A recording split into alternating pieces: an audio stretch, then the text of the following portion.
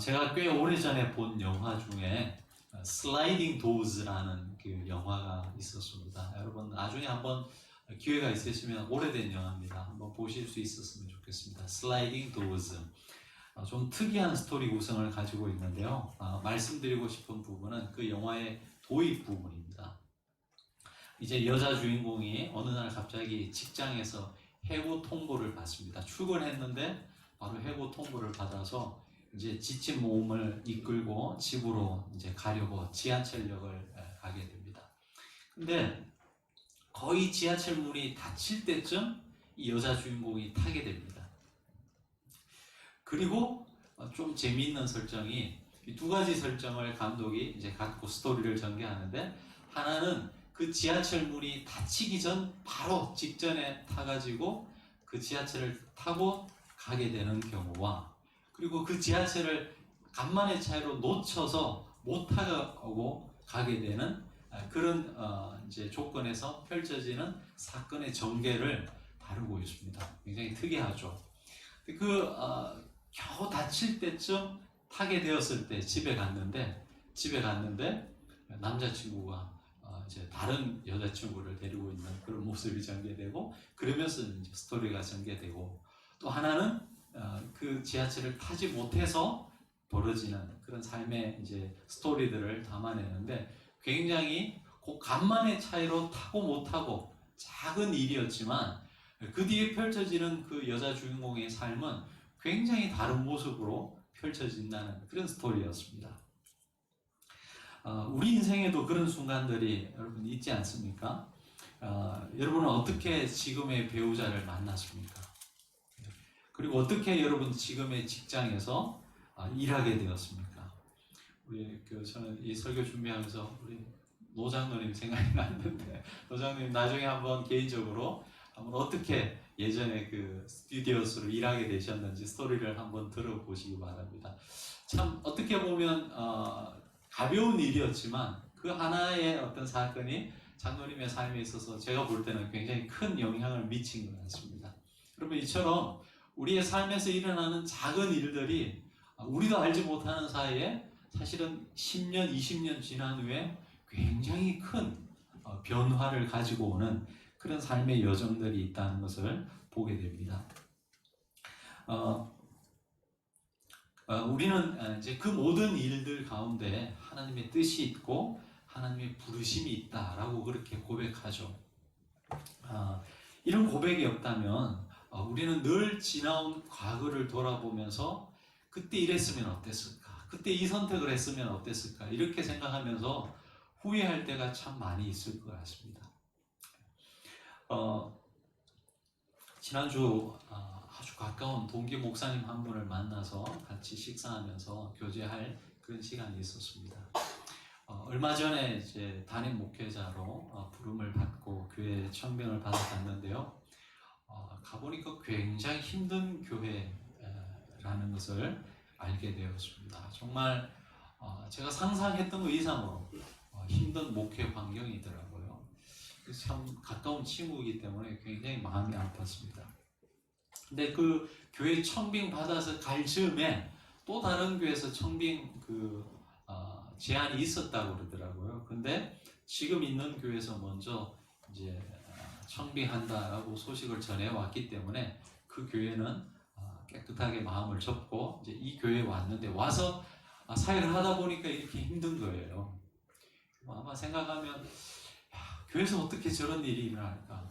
여러분, 신앙인으로서가 아니라 이거는 일반 사회 속에서도 저 정도 상식이 없는 행동을 할까라는 그런 이야기들을 너무 많이 들어가지고 참 마음이 아팠는데요. 그래서 제가 물어봤습니다. 혹시 후회가 없냐고. 혹시 만약에 그때 이 교회를 안 가고 다른 교회를 갔으면 하는 그런 후회가 없냐고 물어봤더니 그런 생각은 한 번도 안 해봤다는 거예요. 아마도 그 목사님의 마음에는 지금 있는 이 자리가 하나님이 부르시는, 비록 힘들고 어렵다 할지라도 하나님이 나를 이곳에 보내주셨다라는 그런 소명이 있기 때문에 여러분 후회를 안 하는 거겠죠. 근데 만약에 이런 하나님과의 관계 속에서 하나님이 우리를 이 자리에 보내셨다라는 그 믿음이 없으면 여러분 우리는 과거를 돌아보면서 굉장히 많은 후회를 하면서 살아갈 거예요. 내가 그때 삐었지, 눈이 삐었지, 이 남편을 선택하는 것이 아니었는데 내가 그때 다른 직장을 선택했으면 지금보다 훨씬 윤택한 삶을 살 텐데 늘 이런 후회를 하면서 살 거라는 거죠. 여러분 때론 우리 인생은 한순간의 선택이 몰고 올 엄청난 그런 결과를 잘 모를 때가 대부분입니다. 오늘 본문에 나오는 바울의 인생에도 이런 순간을 맞이했습니다. 바울의 삶에 어떤 삶의 전환이 있었는지 우리가 한번 생각해 보려고 합니다. 먼저 오늘 본문에서는 사도 바울이 더베와 루스드라에서 디모데를 만나는 장면이 나옵니다. 16장 1절을 보시면 바울이 더베와 루스드라에도 이름에 거기 디모데라 하는 제자가 있으니 나와 있습니다. 디모데를 만납니다. 디모데는요 바울 서신에 굉장히 많이 언급되고 있습니다. 디모데 전 후서를 빼고도요 이 바울 서신 중에 최소한 6군데에서 바울이 이 디모데라는 이름을 언급하고 있습니다. 여러분 이 디모데도 바울에게 굉장히 많은 영향을 받았습니다. 영적인 아버지와 같은 사람이 바울이었거든요. 근데 반대로 바울에게도 이 디모데라는 제자가 굉장히 큰 힘이 되었고 또 영적인 위로를 굉장히 많이 주었던 그런 사람이었습니다. 이 디모데와의 만남이 이 바울에게 있어서는 굉장히 큰 전환점이라는 것이었죠. 여러분 저는 인생은 만남이다 라고 해도 과언이 아니라고 생각합니다. 그래서 여러분 자녀들을 위해서 기도하실 때 특별히 이 하나님께서 우리 자녀들의 삶 속에 꼭 만남의 축복을 허락해 달라고 여러분 우리 부모님들은 기도해 주시면 좋겠습니다. 좋은 스승과의 만남, 또 좋은 친구와의 만남, 좋은 배우자와의 만남이 여러분의 그 자녀들의 인생에 굉장히 큰 영향을 미칠 것입니다. 여러분 만남을 위해서 기도해 주시기 바랍니다. 자, 근데 이 디모데를 만나서 바울이 행했던 일 중에 하나가 바로 할례였습니다. 우리 같이 3절의 말씀을 같이 한번 읽어보시겠습니다. 16장 3절 시작. 그 지역에 있는 유대인으로 말미암아 그를 데려다가 할례를 행하니 이는 그 사람들이 그 아버지는 헬라인인 줄 다 알미러라. 자, 15장에서 여러분 우리가 보았지만 예루살렘 공의회가 개최되었고 그 공회를 통해서 무엇이 결정되었죠? 그리스도인이 되기 위해서 꼭 할례를 받을 필요는 없다라고 온 교회가 결정을 했습니다. 근데 왜 16장에 오자마자 바울이 이 디모데에게 할례를 행하여 했을까요?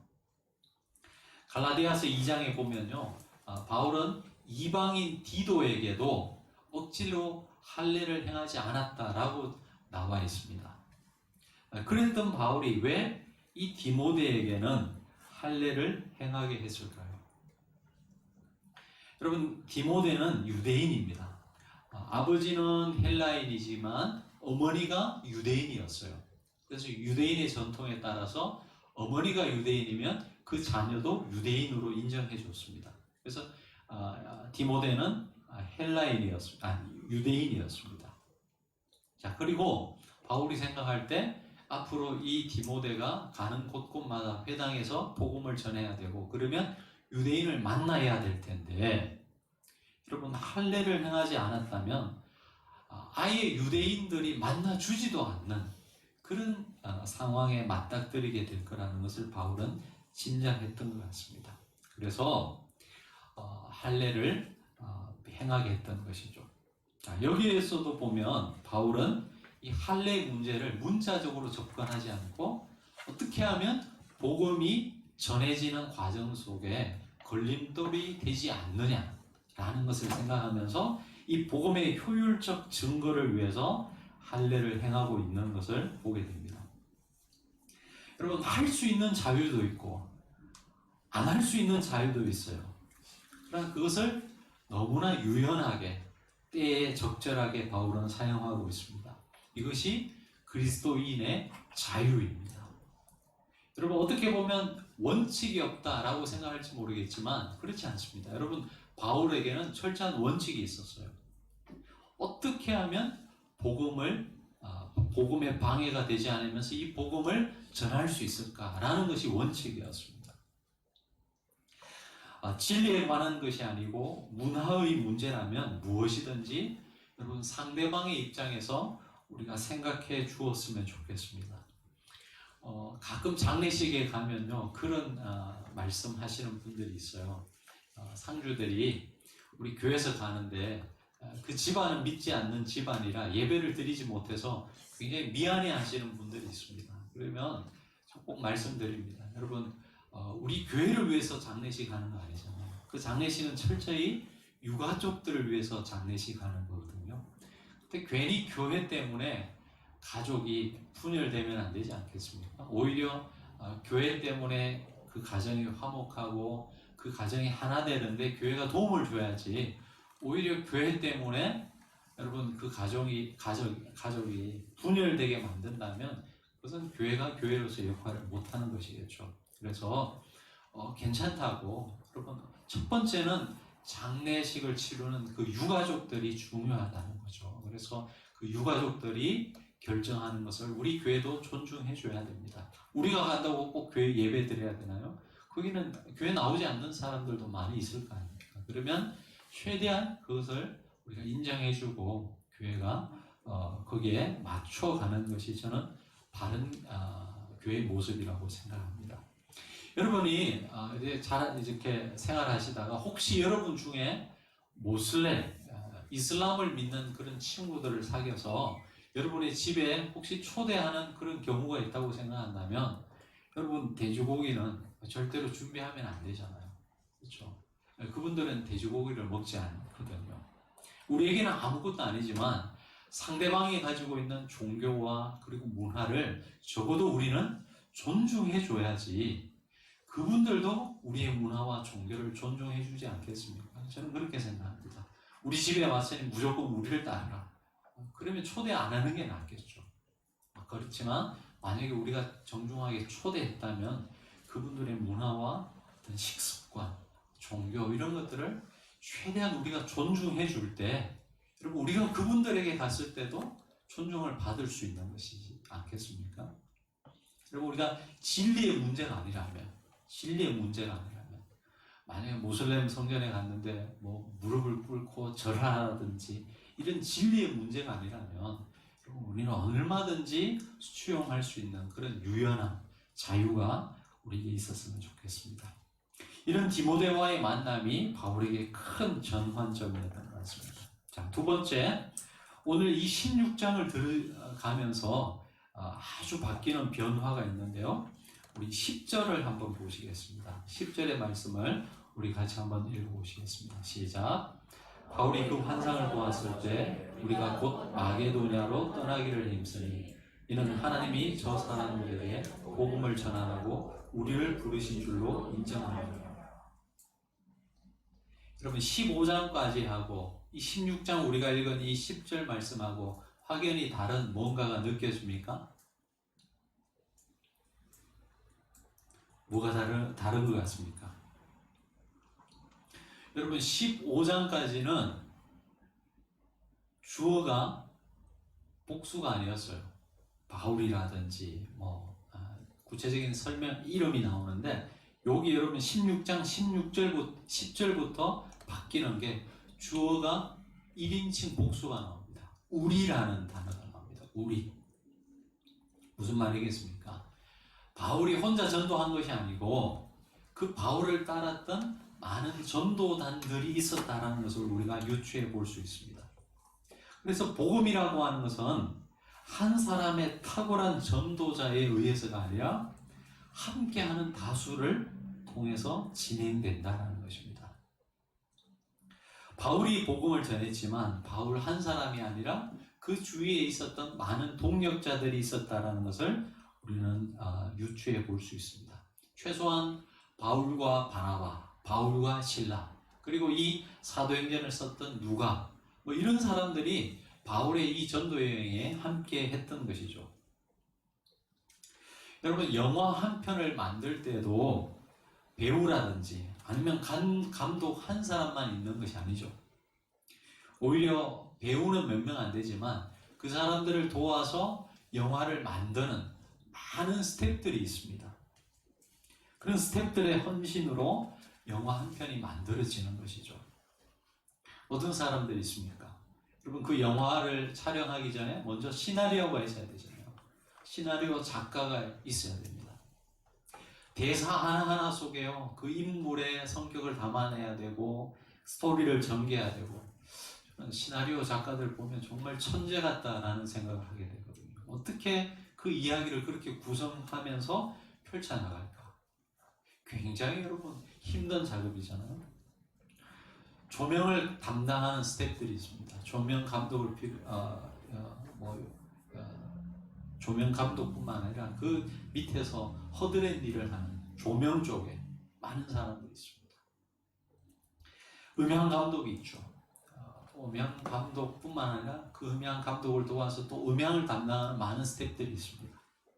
어떤 사람들은요, 그런 사람들도 있더라고요. 영화를 찍기 전에 전국의 장소만 섭외하는 사람들이 있어요. 전국을 돌아다니면서 이 영화랑 가장 적합한 그런 밀접한 배경이 될 만한 장소만 컨택하면서 돌아다니는 그런 스태프들도 있더라고요. 분장을 담당하는 사람들도 있을 것이고, 또 그 사람들을 먹여 살리는 또 그런 일에서 일하는 종사하는 사람들도 있습니다. 엄청나게 많은 사람들이 필요로 하는 거예요. 우리는 영화관에 가면 그 영화 스크린 위에 나오는 영화 배우들만 보지만 그 영화 한 편이 완성되기까지는 수많은 사람들의 그런 노력과 헌신이 있었다는 것을 우리가 알 수 있는 것이죠. 특별히 우리가 살아가는 이 시대를 포스트 모던 시대라고 합니다. 이 포스트 모던 시대에 여러분, 복음을 전하기 위해서는 한 사람의 탁월한 어떤 달란트로 될 수 있는 것이 아닙니다. 특별히 이 포스트 모던 시대에 여러분, 복음 전도는 이 협력이 필요하다는 이야기를 굉장히 많이 합니다. 그래서 한 교회 공동체가 어떤 사람이 왔을 때 그냥 한 사람이, 그를 데리고 왔던 그 사람만 그 사람을 담당하는 것이 아니라 그 교회 공동체 전체가 새로 오는 그분들을 섬기고 함께 할 때 그 사람이 그 교회에 정착할 수 있다는 것입니다. 우리 교회도 보면 여러분, 음식을 잘 만드는 분이 있죠. 그런 분들은 음식만 맛있게 만들면 돼요. 우리 모교회인 주님의 교회 새 가족들 중에 가끔 그런 분이 있어요. 국수가 맛있어서 왔다. 네. 와서 국수를 먹었는데 국수 때문에 왔다는 분이 있어요. 농담 반 진담 반입니다. 여러분, 여러분에게 주신 하나님의 달란트가 음식 잘 만드는 거라면 잘 만드세요. 새로 오신 분들이 그 음식 먹고 기뻐하면서 교제 나누면 좋잖아요. 어떤 분들은 인사만 잘해도 은혜가 되는 분들이 있어요. 우리 노대영 집사님께서 늘 오시면 기쁨으로 맞아주시는데, 여러분, 처음 오시는 분들 인사만 잘해도 은혜가 되는 그런 분들이 있습니다. 그 외에도 여러분이 가진 취미로서, 여러분, 우리가 처음 만나면 어색한데 우리 홍장님이 탁구를 또 잘 치시는데, 그냥 우리 남자들 같은 경우, 여성들도 그렇지만 운동 한번 같이 하고 나면 굉장히 가까워지잖아요. 그러니까 여러분, 꼭 우리가 말로써 전할 필요는 없는 거예요. 여러분이 주신 재능을 따라서 오시는 사람들을 잘 섬기면 여러분, 얼마든지 우리가 직접 나가서 전하지 못할지라도 여러분들도 복음의 전도자로서 사명을 감당할 수 있는 것입니다. 여러분, 1000명인 교회에 새로운 교인이 왔을 때, 100명인 교회에 새로운 새신자가 왔을 때 느낌이 다르죠. 40명, 50명이 교회에 새 가족으로 여러분이 간다고 한번 생각해 보시기 바랍니다. 느낌이 많이 다를 겁니다. 작은 공동체일수록 친밀함이 더 많긴 하지만 처음 접하는 사람들은 더 부담스러울 수 있고 더 가깝기 때문에 어색할 수 있습니다. 먼저 다가가서 인사하시고 부담스럽지 않은 그런 선에서 여러분의 관심과 사랑을 보여주시기 바랍니다. 오늘 이 사도행전 16장에서 바울의 선교 여행이 그런 동력자들이 많이 있었다는 것을 우리에게 보여주고 있습니다. 이것이 바울의 선교에 있어서도 큰 전환점이었다라고 우리가 생각해 볼 수 있는 것이죠. 마지막 세 번째로는 이 선교 방향의 전환이 있었습니다. 9절을 우리 같이 한번 읽어보시겠습니다. 시작. 밤에 환상이 바울에게 보이니 마게도냐로 건너와서 우리를 도우라 하거늘. 사실 바울은 처음에 이 소아시아 지방을 선교하기를 원했습니다. 그런데 오늘 말씀을 보면 이 마게도냐인의 환상을 통해서 그 선교의 방향이 소아시아에서 이제는 완전히 유럽으로 바뀌는 모습을 보게 됩니다. 마게도냐 여러분 많이 들어보셨죠? 여러분 이 헬라 제국을 건설했던 알렉산더의 고향입니다. 이 터키에서 유럽으로 건너갈 때, 그리고 여러분 그 지도 보시면 작진 않지만 마치 바다지만 강 같아요. 그 건너면 바로 유럽이거든요. 첫 관문입니다. 근데 이제 아시아에서 유럽으로 선교의 방향이 완전히 바뀐 것이죠. 왜 하나님께서 이 아시아를 선교하고 있던 바울의 선교 방향을 틀어서 유럽 쪽으로 방향을 트셨을까요? 왜 그러셨을까요? 가끔 그런 생각합니다. 그때 바울이 계속해서 이 아시아 선교를 했다면 어떻게 되었을까? 아쉬움 반, 기대 반 그런 마음이 있습니다. 근데 왜 하나님께서 이 바울의 선교 방향을 이렇게 트셨을까? 그 이유에 대해서는 우리가 자세하게 알 수 없습니다. 우리 숭실대 김회근 교수님, 목사님이신데 이렇게 해석을 해놨더라고요. 하나님은 이 세계에서 벌어지는 하나님 나라의 복된 공격의 최전선 상황을 분초마다 점검하고 병력 배치를 결정하실 수 있는 총사령관이시다. 하나님께서 그 상황에서 가장 최선의 선택을 하셨다라는 것이죠. 그러나 아무튼 왜 하나님께서 이렇게 방향을 트셨을까? 우리는 알 수 없습니다. 그러나 분명한 것은 그렇게 방향을 전환함으로 인해서 우리 이 인류 역사에 생긴 그 결과들에 대해서는 저와 여러분이 다 알고 있습니다. 영국의 역사가 아놀드 토인비는요 이렇게 이야기합니다. 사도 바울을 태우고 간 그 배는 현대 서구 문명도 같이 실어갔다라고 이야기하고 있습니다. 여러분 이 복음이 유럽에 전해지면서 완전히 이 인류 역사의 방향이 바뀌었다는 거예요. 원래 유럽인들은요 지금 이제 그 유럽인들의 그 어떤 그 문화라든지 이런 것들이 주류가 되었지만 사실은 여러분 저 유럽 사람들이요 야만인들이었어요. 여러분 아시죠? 게르만족, 고트족, 또 저 위에 북유럽 바이킹 다 야만인들이었어요. 굉장히 여러분 그 동물과 같은 삶을 살았다. 그래서 바바리안이라고 그랬잖아요. 근데 그네들에게 이 기독교 복음이 전해짐으로 여러분 지금의 이런 상황, 이런 결과를 만들어낸 것이거든요. 유럽의 교회들이 사라지고 교회가 바뀌어서 술집이 되고 또 교회가 바뀌어가지고 모슬렘 사원이 되고 이런 것들을 우리가 많이 걱정하고 유럽 교회 쇠퇴를 여러분 걱정하는 그런 사람들이 참 많이 있습니다. 그러나 그럼에도 불구하고 여전히 이 전 세계 속에서 이 서구 유럽이 미치는 영향력은 굉장한데요. 그는 이유가 있습니다. 여러분 종교적으로 기독교는 쇠락할지 몰라요. 많이 쇠락했습니다. 서구 유럽에서. 그러나 그 기독교 2000년 역사 속에서 이 서구 문명과 문화 속에 깃든 이 기독교적 가치관들은 여전히 남아있거든요. 그것이 아직까지도 영향을 미치고 있는 것입니다. 여러분 인권에 대한 것들, 약자를 위하고 보호하는, 그래서 이 장애우들을 이렇게 먼저 생각하는 마음들, 여러분 레이디 퍼스트라고 그러잖아요. 여러분 어쨌든 약자 편에 서서 약자를 위하는 그런 사회적, 문화적 가치를 중요하게 여기는 이 모든 서구 유럽의 가치관들이 사실은 기독교에서부터 왔어요. 그전에는 그렇지 않았습니다. 똑같은 마치 동물의 세계와처럼 여러분 약육 강식의 세계가 유럽인들이었거든요. 그런데 이들이 복음을 받아들이면서 문명이 바뀌기 시작했고 인류 역사에서 주류로 자리 잡게 되었다는 것입니다. 자, 이것이 언제부터 가능했느냐? 바로 오늘 우리가 읽은 이 16장의 마게도냐인의 환상을 통하여서 이 선교의 방향이 바뀌면서 그런 결과를 만들어지게 되었다는 것입니다. 여러분이 우리가 이 본문을 접하면서 이런 의문을 가끔 갖게 됩니다.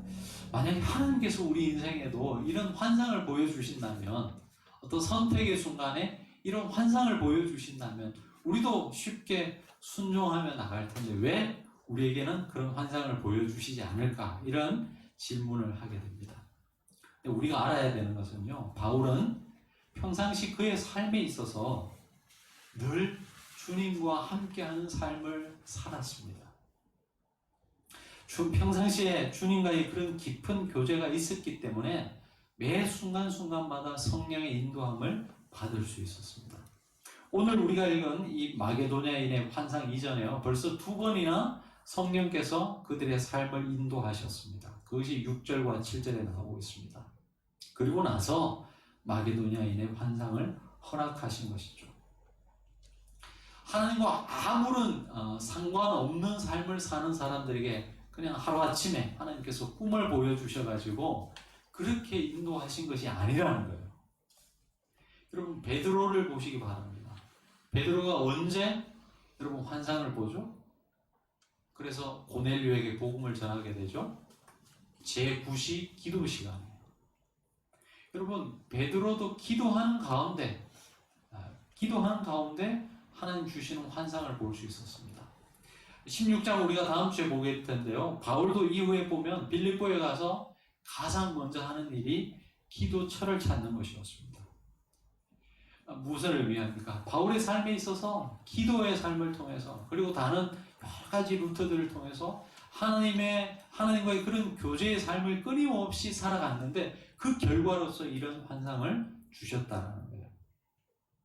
그리고 보면요, 사도행전에 나오는 이런 꿈과 환상은 대부분 개인적인 일이 아니라 어떤 공적인 일을 하시기 위해서 하나님께서 환상을 보여주셨다는 것입니다.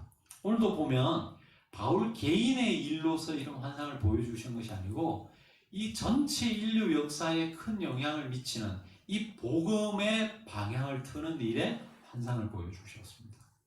베드로 환상을 한번 생각해 보시기 바랍니다.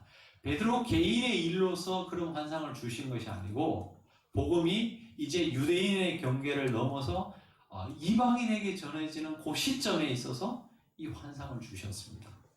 그렇기 때문에 여러분, 우리 개인의 어떤 삶에 있어서 이런 환상을 통해서 하나님께서 우리의 삶에 개입을 하고 또 그것을 통해서 우리의 삶을 마치 조정하려고 하는 듯한 그러한 어떤 일에 대해서는, 그것이 하나님의 일이라고 우리가 이야기하는 것에 있어서는 극히 조심해야 될 필요가 있다는 것이죠. 그래서 어떤 개인의 어떤 선택의 문제에 있어서는 사실 하나님께서 우리에게 많은 자유를 주셔요. 이렇게 꿈과 환상을 막 보여주셔서 너 이 사람하고 결혼해, 너 이 직장 가, 이렇게 인도하시는 경우는 잘 없어요. 굉장히 조심해야 되는 부분이고 말씀을 통해서 점검해야 되는 부분입니다. 말씀을 믿겠습니다. 여러분, 사도 바울은 자신의 이런 선택과 순종이 나중에 인류 역사에 이런 엄청난 결과를 초래할지 알았을까요? 몰랐을까요? 성희경이 알았을까요? 몰랐을까요? 아마 몰랐을 겁니다. 여러분, 사도 바울이 마게도냐인의 환상을 보고 마게도냐로 방향을 틀었지만 자기의 이 선교 전환이 나중에 엄청난 파장을 일으킬 것이라는 것을 사도 바울은 잘 몰랐을 것입니다. 때로 하나님은 우리가 계획하지 않았고 또 꿈꾸지 않았던 것으로 여러분 우리의 삶을 인도해 가실 때도 있습니다. 단 어떨 때요? 그 일이 그냥 나의 유익을 위해서가 아니라 정말 이 일이 하나님의 일이라는 것, 하나님의 관점에서 어떤 선택을 해 나갈 때 때로는 우리가 원하지 않던 방향으로 전환할 때도 있습니다. 그리고 그 전환 때문에 힘들어할 때도 있습니다. 그러나 그때는 기다리셔야 돼요. 인내하셔야 돼요. 하나님은 좋은 만남을 통해서 또 나만 알던 우리가 우리 공동체를 생각하게 되므로 그리고 때로는 하나님이 보여주시는 이 꿈과 환상을 통해서 여러분 개인의 삶의 역사를 바꾸실 뿐만 아니라 우리 공동체의 역사를 바꿔나가시기도 합니다. 그래서 늘 우리는 열린 마음으로 그분의 인도함을 받는 것이 중요한 것이죠. 그러므로 말미암아 우리 교회 공동체도 하나님의 인도함을 받고 우리가 생각하지 못했던 하나님의 때에 하나님의 더 큰 일을 이루어 가시는 그 일들을 우리가 경험할 수 있는 그 복이 우리 공동체 위에 그리고 여러분 개인의 삶 가운데 함께하기를 소망합니다. 기도하시겠습니다. 하나님 아버지, 마게도냐인의 환상을 통해서 하나님은 선교의 방향을 틀었고 그것은 그 이후에 엄청난 인류 역사에 큰 파장을 불러오게 됩니다. 하나님, 매 순간순간마다 우리의 삶에 함께 하시는 하나님을 의식하며 당신과 함께하는 삶을 살아가게 도와주옵소서. 때론 환상을 통해서, 때론 사람들과의 새로운 만남을 통해서 하나님께서 우리의 삶을 더 풍성하게 또 하나님 나라의 일을 감당하게 하시기 위해서 우리를 인도하실 때 감사함으로 순종하며 나아가는 저희들의 삶 되게 도와주옵소서. 예수님 이름으로 기도합니다.